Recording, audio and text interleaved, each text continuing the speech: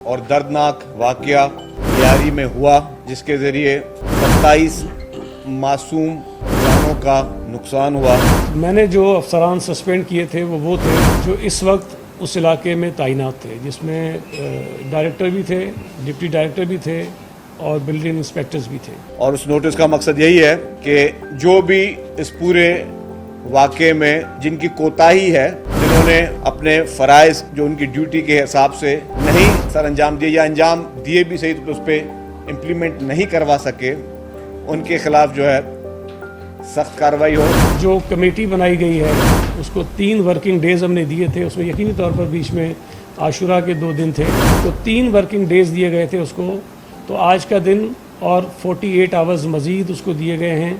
اور کمشنر کراچی اس کمیٹی کو ہیڈ کریں گے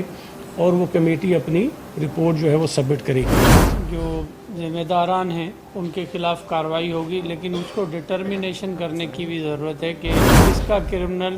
نیگلیجنٹ ہے کس کے پارٹ پہ، اور کون کون سے افسران جو ہیں اس میں کرمنل نیگلیجنس میں یا پرائیویٹ پرسنز کرمنل نیگلیجنس میں ہیں، اور یقیناً ان کے خلاف روتھلیس کارروائی ہوگی۔ ایک بہت بڑا المیہ ہوا ہے، ایک انسانی جانوں کا ضیاع ہو گیا ہے۔